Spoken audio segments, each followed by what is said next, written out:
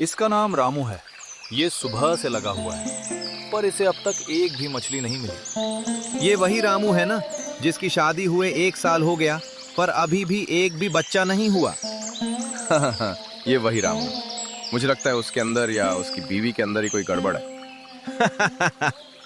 रामू सब सुन रहा था, पर वो एकदम खामोश था, क्योंकि वो भगवान को बहुत मानता था। वो जानता था कि भगवान एक दिन सब ठीक कर देंगे। अरे रामू, तुझसे नहीं होगा रे। ना तू एक मछुआरा बन पाया और ना ही तू एक बाप बन पाया। तू एक नाकामयाब इंसान बनकर ही रह गया।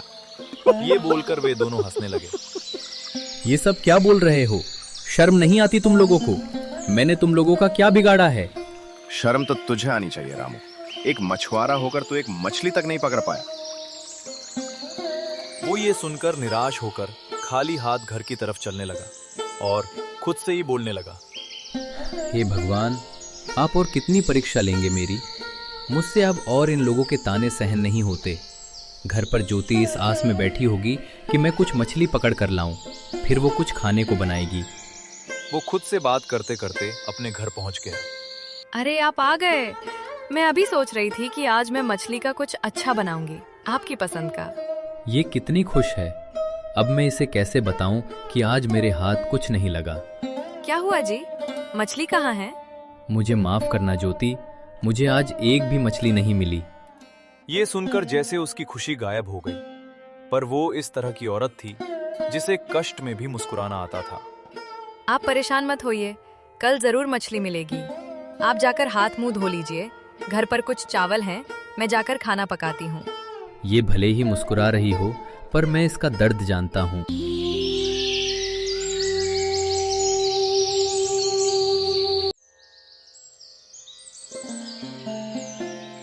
सुबह सुबह रामू अपना जाल लेकर जंगल के रास्ते नदी के दूसरे छोर पर पहुंचता है, क्योंकि वहां पानी गहरा है। उसे लगता है कि वहां मछली मिल सकती है, पर वहां कुछ और मछुआरे भी थे जो पहले से मछली पकड़ रहे थे। रामू ने पहली बार अपना जाल नदी में फेंका, पर उसे कुछ भी नहीं मिला। फिर उसने दोबारा कोशिश की, फिर भी उसे कुछ नहीं मिला। ऐसे ही वो बार बार कोशिश करने लगा, पर उसके हाथ एक भी मछली नहीं लगी। फिर उसकी नजर दूसरे मछुआरों पर पड़ी।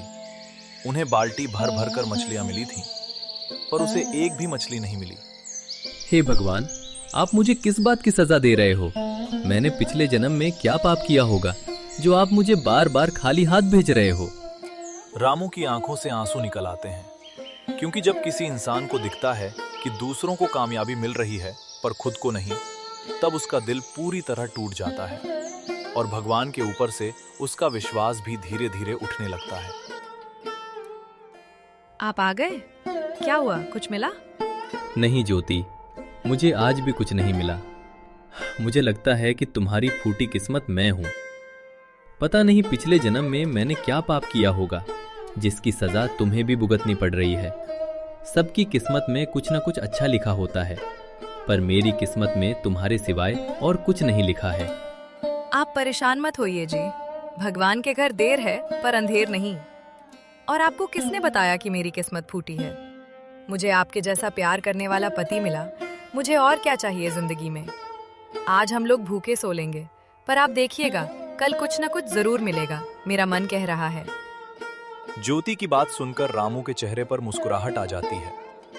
सच ही कहा गया है ना कि प्यार के सामने किस्मत और भूख भी फीकी पड़ जाती है।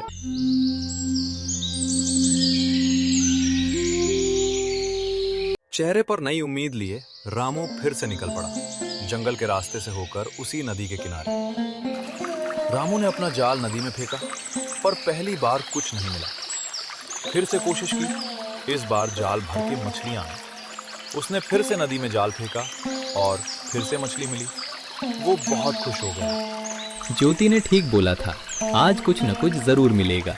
पर इतनी सारी मछलियां घर ले जाने में कोई फायदा नहीं है। एक काम करता हूँ, बाजार ले जाता हूँ, कुछ पैसे भी मिल जाएंगे, फिर कुछ घर में भी ले जाऊंगा खाने के लिए। फिर रामू मछली की बाल्टी लेकर बाजार की तरफ चला गया। बाजार जाकर रामू ने देखा कि वहां बहुत भीड़ जमी हुई थी। फिर उसने देखा कि वही दो बदतमीज मछुआरे वहीं पर मछली लेकर बैठे थे। फिर रामू अपनी मछली लेकर उन दोनों के पास ही बैठ गया। उसके बाद रामू जोर जोर से चीखने लगा। मछली ले लो, मछली, ताजा ताजा मछली ले लो, अभी नदी से पकड़ के लाया हूँ, मछली ले लो। रामू की बात सुनकर लोग धीरे धीरे रामू की तरफ आकर्षित होने लगे। ये देखकर वे दोनों मछुआरे जलने लगे। अरे भाई सुनो, अपना पेट खराब नहीं करना चाहते हो तो इसकी मछली मत लो, इसकी मछली बासी है। नहीं नहीं, मेरी मछली बासी नहीं है, मैं अभी पकड़ के लाया हूँ। अगर बासी होगी तो मत लेना, पहले देखिए तो। अरे तू एक नालायक मछुआरा है जो एक मछली नहीं पकड़ सकता था, वो इतनी सारी मछलियां ले आया है। मेरा मानो तो जिसे पेट दर्द कराना होगा वो खुशी खुशी इसकी मछली ले लो। नहीं नहीं भाई, मैं इन लोगों के ऊपर भरोसा करता हूँ, मैं नहीं लूंगा। हाँ हाँ भाई, मुझे भी नहीं लेना, मुझे खाली पीली अपना पेट नहीं दुखाना। रामू की दुकान पर जो जो लोग इकट्ठा हुए थे वे देखते ही देखते दूसरे मछुआरों के पास चले गए। हे भगवान, मैंने इन लोगों का क्या बिगाड़ा है जो ये लोग हाथ धोकर मेरे पीछे पड़े हुए हैं। धीरे धीरे शाम होने लगी, पर रामू की एक भी मछली किसी ने भी नहीं खरीदी। फिर रामू उसी जंगल के रास्ते से घर की तरफ बढ़ने लगा। अरे आप आ गए, इतनी देर क्यों हुई आपको? देखो, मुझे बाल्टी भर के मछलियाँ मिली, इसलिए मुझे लगा कि कुछ मछलियाँ बाजार जाकर बेच आऊं। तो कितनी कमाई हुई? कोई भी कमाई नहीं हुई। कुछ मछुआरों ने ये गलतफहमी फैलाई कि मैं बासी मछली बेच रहा हूँ। कोई बात नहीं जी, भगवान सब देख रहे हैं कि कौन गलत है और कौन सही। ठीक है, मैं इस मछली को पकाकर कुछ खाने के लिए बनाती हूँ, आप जाकर हाथ मुंह धो लीजिए। अरे ज्योति, तुम मुझे कितना साहस देती हो। अगर तुम मुझे इतना साहस नहीं देती तो मैं कब का हार जाता। आप मुझको साहस देते हो और मैं आपको साहस देती हूँ, इसी को तो प्यार बोलते हैं ना। ठीक है, जाइए, आप हाथ मुंह धो लीजिए, मैं खाना बनाती हूँ।